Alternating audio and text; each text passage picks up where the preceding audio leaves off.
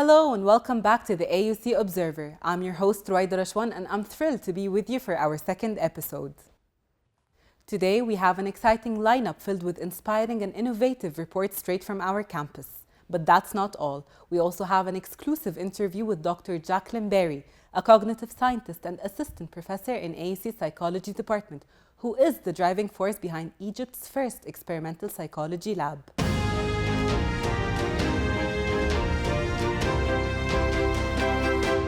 First up, we'll explore the cap and gown ceremony, a moment filled with both nostalgia and anticipation for our graduates.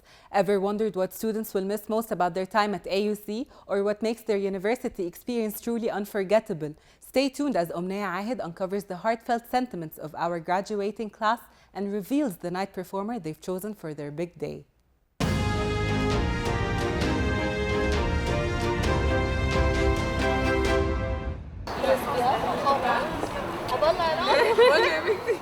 One of the most important events pre-commencement is the cap and gown event.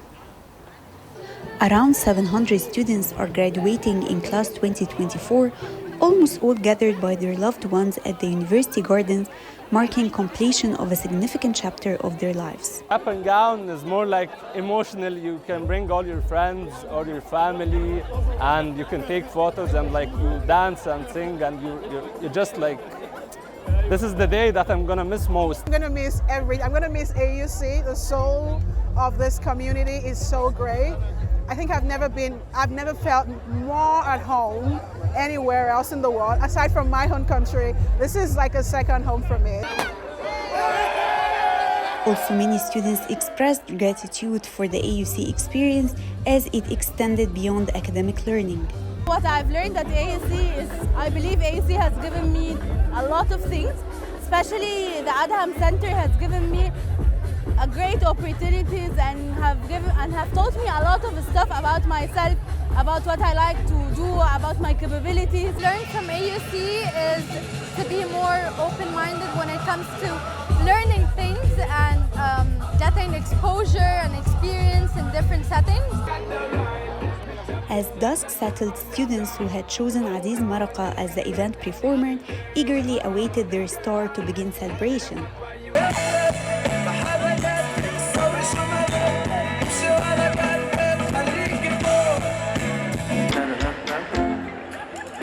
The celebratory atmosphere filled the university air as students enjoy festivities until 9:30 p.m., eagerly anticipating the commencement ceremony taking place next week.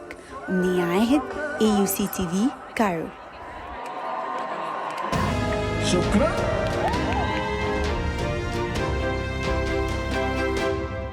The AUC Tahrir campus was a platform for inspiration with the PodFest 2024 that is dedicated to the art of podcasting. From storytelling workshops to networking opportunities, Zaina Nefa will tell us how this event is fostering a community of podcast enthusiasts right here at AUC.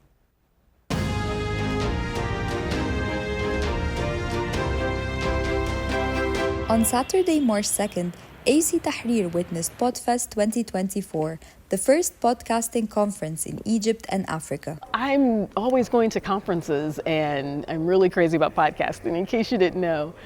And I was just like, hey, why aren't we doing something like this in Cairo? Well, this is our 5th year, so we're really excited. We're building a little bit of a community. It's an annual time for people to come together and talk about podcasting and things they love about audio storytelling and conducting interviews. So it's just like, it's everything. Meeting the people who are like-minded, who are doing things like you, who are having successes and struggles, and just sharing those resources. The event featured a dynamic panel discussion providing a platform for podcasters in the region to share insights and experiences. This year's keynote speaker was none other than Latif Nasser, co-host of the acclaimed podcast Radio Lab. It's a medium that I don't think has sort of reached its full potential in a way, and I think that doing events like this here at a school in a country where maybe podcasting has not sort of hit its stride yet, I don't know, I think it's exciting. It means we're on the ground floor. Opportunities are immense. For me, I'm tired of listening to the same few American shows over and over again. You know what I mean? I want to hear new voices. I want to hear new stories. I want to hear new angles. I want to. I think there's so much potential. It's like, what are all the podcasts that have yet to be made that are just going to completely blow all of our minds? Different people had different journeys. Some very traumatic. When I was getting interested in pursuing audio journalism and podcasts in general, there wasn't a lot of resources to find what's happening in the region. So this event was one of the ways that I found out that it is a growing industry and there's a lot of opportunities and there's a lot of people to talk to about podcasting and audio here in Egypt. The coffee break gave the opportunity for podcasters and attendees to connect and network together. As Podfest continues to evolve, it remains a testament to the power of storytelling and the impact of diverse voices in shaping the future of podcasting in the region.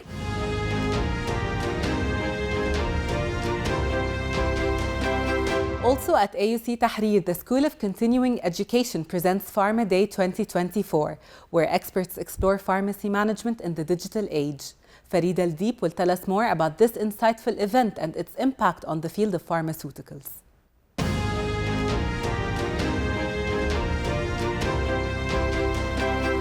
In an era of developed patient experience and digital transformation, healthcare innovation thrives to enhance accessibility, improve outcomes, and foster a more personalized approach to well-being. Hosted by the School of Continuing Education of the American University in Cairo, AUC, Pharma Day 2024 debuts its 9th edition on March 1st at AUC Tahrir Square. The dynamic one-day event dove deep into pharmacy management in an era of patient experience and digital transformation. We always promote up-to-date themes, and of course, currently the hot topic is the artificial intelligence and future jobs that suits the requirement of the market. Multiple notable pharmacists and experts participated in different talks.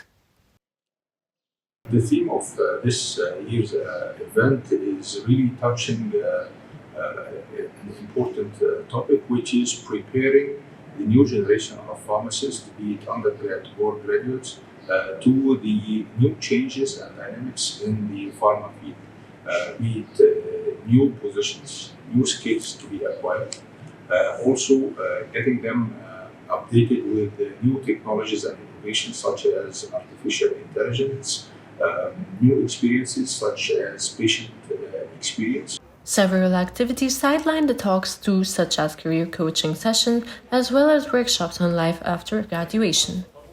Additionally, stations such as career guidance and mock interview were available for pharma students, graduates, and professionals. جيت عشان لقيت الأجندة فيها حاجات إنه بتكوب الحاجات الجديدة اللي طالعة في المجال بتاعي واللي ليها علاقة بمجالي يعني، واللي أنا ما كنتش على دراية ليها في دراستي، فجيت عشان أعرف يعني إيه الإمبلمنتيشنز الجديدة في كل الحاجات اللي ممكن أستخدمها أنا كصيدلانية وأستخدمها لو عايزة أشتغل في أي مجال تاني. Hosted by the School of Continuing Education and taking place at AUC Tahrir campus, Pharma Day 2024, the 9th edition, tackles pharmacy management in the era of patient experience and digital transformation. Farid Al-Deep, AUCTV, Cairo.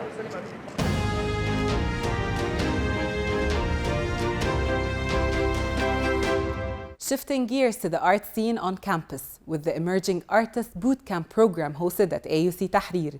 Basmala Muhammad will take us through the enriching lectures, panels, and workshops that are shaping the careers of aspiring artists.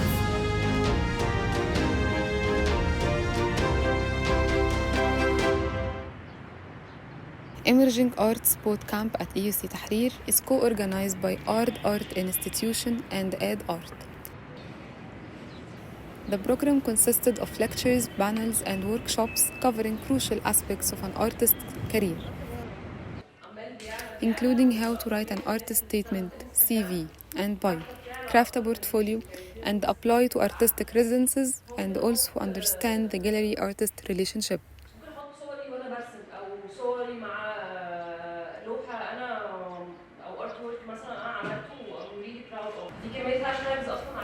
The participants were from different backgrounds and different ages, but they had the same artistic skills.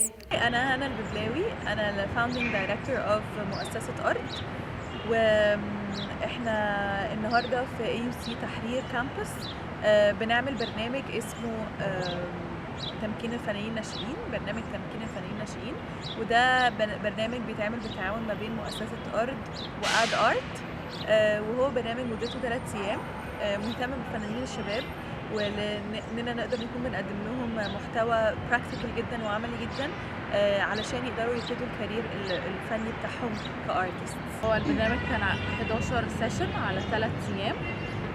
كان في سيشنز ليها علاقة بتجهيز البورتفوليو، كتابة البايو والارت ستيتمنت، بيسكس الكوميونيكيشن للفنانين يكونوا عارفين يستخدموا وسائل التواصل الاجتماعي للمشاريع بتاعتهم، ازاي يتعاملوا مع جاليريز مختلفة، ازاي يكونوا بيكبروا من الكونسبتس بتاعتهم وبيوسعوا المشاريع بتاعتهم. فاحنا كنا شايفين ان في احتياج كبير قوي في مجال الفنون، لما لقينا ان فنانين كتير قوي بنتعاون معاهم ما عندهمش المعرفة البيسك بتاعت ازاي اقدم على منحة، ازاي اعرض شغلي، ازاي اقدم نفسي للعالم اللي حواليا اللي هيكون بيفتح لي فرصة. فحسينا ان كان في جاب كبير قوي في الحتة دي. يعني يبقى هيلثي فعلا، بس لما جينا بصينا مفيد قوي. a lot of things that people need to know, زي to organize your files, to organize your work in general. The program featured a lineup of distinguished speakers including established artists, professors, art specialists, and gallery owners. These professionals shared their experiences with participants, providing valuable insights into the various aspects of the art world. Basmala Mohammed, AUCTV, Cairo.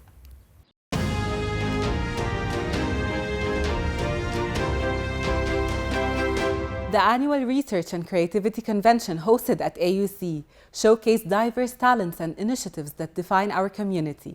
More details in the upcoming report by our correspondent Sarah Houedi.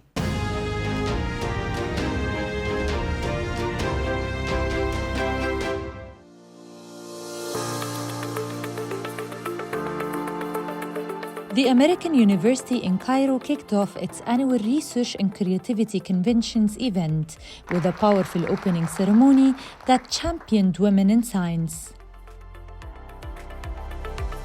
This is an annual event that is conducted every spring semester, and the aim of it is to really have AUC community members, undergraduate students, graduate students, and faculty members really showcase research and creativity activities they conduct based on the International Day for Women in Science, which also falls in February.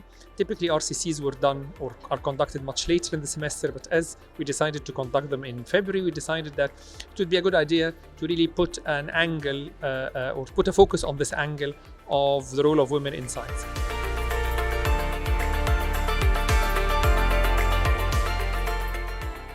This year's theme resonated deeply with Dr. Sarah Halawa, the manager of the Cardio Inform unit at Magdi Yaoub's Heart Center and an AUC alumna.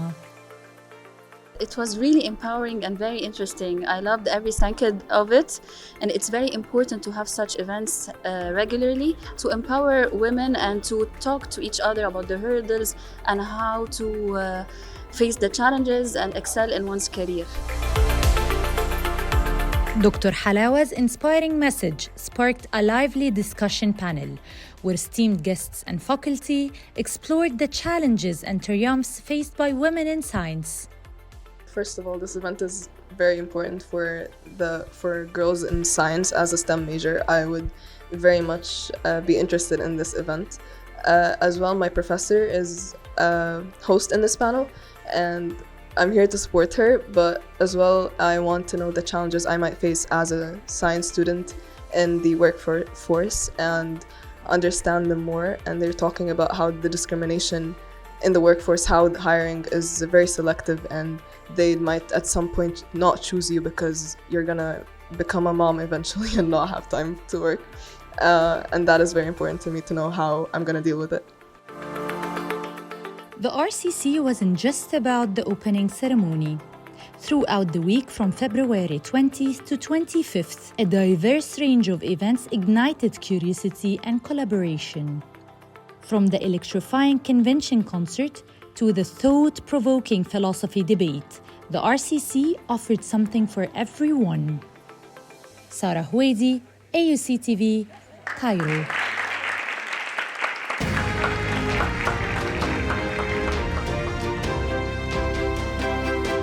Next, we'll discover how AUC is enhancing accessibility for visually impaired students with the installation of sustainable tactiles across campus. Join Amira Said as she delves into this groundbreaking initiative.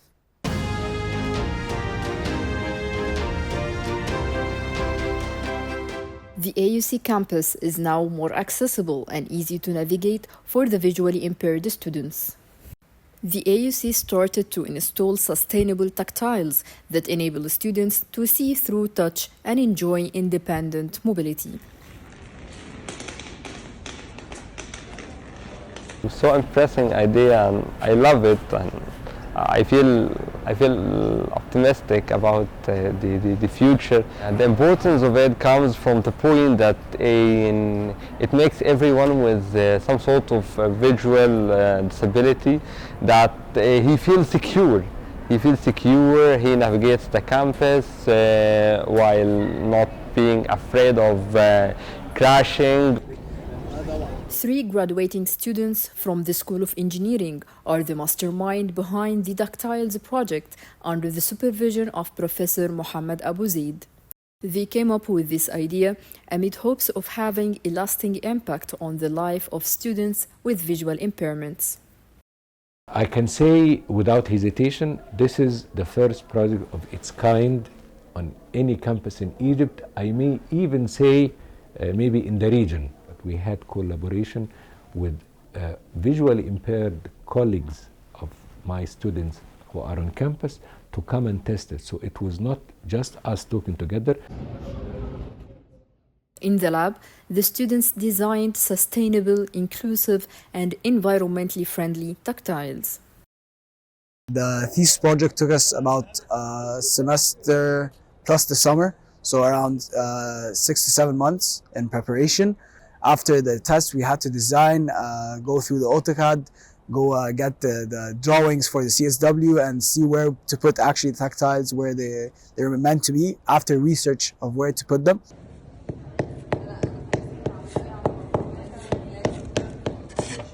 Our thesis was to introduce a new material to use instead of the 3 most commonly used materials. Eucalyptus wood is much cheaper than the other three options in comparison to concrete. It's like 200-300% cheaper. After research, the prototype of the wooden tactile project was implemented in front of the Center for Student Wellbeing. We were approached by senior students from the engineering department, and it was a brilliant idea actually to implement this tactile project in front of the CSW. We were available and present with the students and their team members through the 3 stages of the project: pre, during, and post. With more tactiles on campus, the visually impaired students can orient themselves with more confidence. Amira Said, AUCTV, Cairo.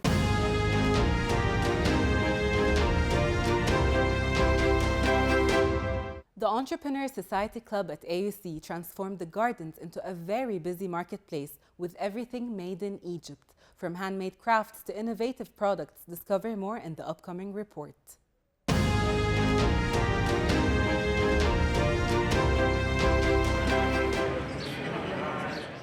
The Entrepreneur Society Club at the American University in Cairo organized Made in Egypt that brought the gardens of AUC to life with creativity and entrepreneurial spirit.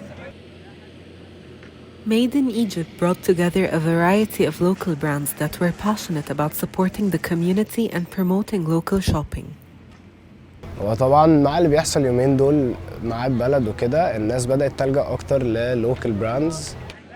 المين تارجت بتاعي من البازار هو exposure in general عشان أكيد لما هتيجي AUC هتقابل ناس كتير وهتشوف يعني هتقابل ناس كتير اللي هو من الفيلد فهتعرف تعمل connections كويسة for the future. The event provided a platform for young startups to showcase their unique products and services to a wide audience. We carve stones from the raw form, so that's a piece from the same stone that this came from. The most beneficial thing is actually recognition. أي startup دلوقتي بيدور على إن هو يظهر للناس. يعني there are a lot of startups within those last couple of years. في startups كتير قوي طلعوا. فالcompetition to show up is a bit hard, and that's what we're working with. If you look deep into the Egyptian market, especially local manufacturers or designers, you'd find everything that you want. The gardens were transformed into a busy marketplace of innovation and inspiration. Colorful booths lined the pathways, each one representing a different startup, and the entrepreneurs prepared to present their creations to the diverse crowd. The event attracted a vibrant mix of students, professors, employees, and workers from AUC, all eager to explore the latest innovations made in Egypt.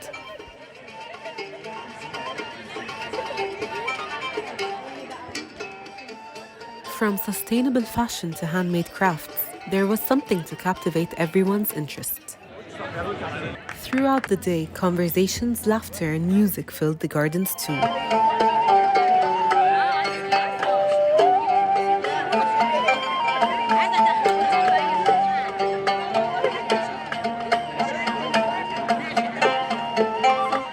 Made in Egypt was a true celebration of homegrown talent. It did not only bring startups and the AUC community together, but it also planted seeds of inspiration and a deeper appreciation for the incredible talent that thrives within Egypt. This was Roida Rashwan for AUCTV, Cairo.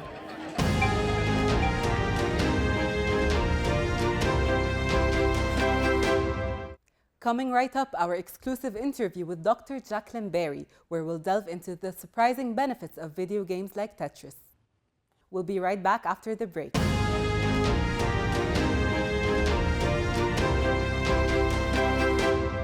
Welcome back. Today we're honored to be joined by Dr. Jacqueline Berry, a cognitive scientist and assistant professor in the psychology department here at the American University in Cairo, who has recently launched Egypt's very first experimental psychology lab. It's a pleasure having you with us today, Dr. Berry. Thank you so much. It's my pleasure to be here. Let me just start by asking you to tell us more about the motivation behind launching the lab we're in right now. Well, to be completely honest with you, I'm just kind of being myself. This is what I do. I do research. I do research with video games. I'm very interested in eye movements and what it can tell us about the human brain. And so I just came here and decided to pursue the same activities, and it turns out that no one else had really done that before, so here we are. Okay. Could you elaborate more in the part of your research where you mentioned that people often focus on the psychological disorders and overlook the cognitive abilities? Absolutely. So in my view, people focus so much on the clinical aspects of psychology. The question I get the most often is, are you mind reading me right now? Are you psychoanalyzing me? And maybe I am, maybe I'm not, but the point is there's so much more to psychology than just possibly what can go wrong with the brain. Everything we do right every day, the multitasking, the things we pay attention to, the things we remember, speaking different languages such as yourself, speaking both Arabic and English fluently. Our brain does all of this amazing stuff all day, every day, and it just doesn't get enough credit for it. It's actually impressive to hear that the lab has already conducted numerous participants within a short period of time. Could you share some of the key insights? Absolutely. So using the game Tetris, I was testing whether or not people got certain types of feedback, some feedback based on their performance and some feedback based on their results. And I was trying to see which feedback gave them the best performance. And what I found was it wasn't just finding out the results, and it wasn't just finding out how they were performing, but it was when you combine the two, people did really well. oh, I'm doing well and I can see my results are good. So that's one finding I'm really happy about. I was just going to ask you about this game, and it's actually very fascinating. Yeah. A lot of people have this concern about video games and its negative impact on children. How do you address this concern, and how do you highlight the benefit of video games? That's a really good question, because games get a bad rap. A lot of them are very violent. They have a lot of graphical content that maybe is not good for kids, and I think that kind of outweighs some of the benefits that video games do provide. So I think it's important to recognize that when it comes to how the brain functions, doing things that challenge you, that have goals at the end, can help you actually improve your brain function. So we've seen video games, particularly first-person shooters, not Tetris. Tetris is kind of an innocent game. It's a puzzle game. But certain games like first-person shooters, they improve your attention. They improve what you can focus on. They cause you to react faster. And so it's really, really beneficial to the brain. That's very interesting. The eye tracking technology used in your lab provides unique insights, right? Okay. So can you explain the impact of eye tracking on information processing? Yeah, so we're still learning a lot about eye tracking psychology. Here in my laboratory, I've been using it to detect differences between how people play and what they look at and what they focus on when they're novices versus when they are experts in the game. And what you find is exactly what you would expect, and what matches the larger literature, which is novices are all over the place, right? They don't know what they're looking at. They don't know how to focus. They can't really pay attention to what they should pay attention to. Whereas experts really hone in on the exact part they should be focused on when they play the game. So eye tracking is great for figuring out things like this. Looking ahead, what are your future goals for this experimental psychology lab? Oh, there's so much I want to do. The first Tell thing, me all about it. Yeah, I mean, so I'll give you the first thing. I want to get a bigger eye tracking system that I can actually not only just look at where the eyes are looking, but what the pupils are doing. Because depending on the size of the pupil, we can actually see how hard someone's brain is working. It's something we call cognitive load. And when something is really challenging, a task is really challenging, their pupils tend to dilate. So I want to get an upgraded eye tracking system that can see when someone's pupils are dilated. Very interesting. Yeah. Okay, and how do you envision expanding and advancing research in cognitive functions, eye tracking, and AI learning tools? Oh, there's so much we can do. So in addition to eye tracking, I'd like to get into EEG. I found that there are some professors on campus that also do EEG technology, and if I can combine that with what I do here in Tetris along with the eye tracking, there's so much we can uncover that's happening in the brain. How do you plan to involve people of different age groups in your research, and what impact do you hope to achieve by studying cognitive functions across diverse populations? I'm so glad you asked me that. I'm really trying to get in young people, middle-aged people, and older people to do things like play video games so we can see how the brain functions. This game can actually measure to the microsecond level how people are performing when they play video games. If we can get in the eye tracking, we can really understand what their brains are doing. And if we can measure their pupil dilation, which is where I want to go next with the lab, we can see how much load, how much cognitive load they're under. So I want to bring in people from all over and have them play and measure differences between age groups. That was very insightful. Yeah. I'm looking forward to it. I think it's going to be a lot of fun. Perfect. Collaboration seems to be an integral part of your lab's work. Yes. Can you tell us more about the partnerships? Yes. So we have all sorts of partnerships. We are working with Ain Shams, who has a cognitive training lab. We're working with Cairo University. We're working with, I have a collaborator who is in Australia. Interestingly, his name is the same as mine, even though we're not related. He's Dr. Berry, and I'm also Dr. Berry. And we're looking at how we can validate and norm Egyptian, We're looking how we can validate and standardize Egyptians when they take a Western test to evaluate cognitive impairment in Egyptians. So the tools that we use are very Western based, and we don't really know if they are adapted to an Egyptian population. To some degree, they're mostly not. So I'm hoping to expand that and not only make these tests work for Egyptians, but also see if we can move beyond that and have them play games, for example, to see if we can test their cognitive impairment looking at video games. Can anyone from AUC join this absolutely research? Yeah, really? Absolutely. Okay. Just send an email to my research assistant. Her name is Dana Afifi, and she'll be happy to sign you up so you can come and you can participate. Amazing. Is there anything else you would like to share with us about this experimental lab? I would like to share that we're doing robotics next door, and we've just started that project, and I want to show off what we can do. How's it kicking off so far? So far, so good. So we're trying to figure out what we can measure right now. And so if you sit down, hopefully you participate, you can actually move the robot arm around and you can pick up cups and different toys, and we can measure people's times to see how well they can operate the robot. I can see the future is right here in this lab. Inshallah, inshallah. Thank you very much, Dr. Berry. You're It was welcome. great having you share with us your research and insights. Continued advancements and discoveries will emerge here at AUC. Thank you and see you next week.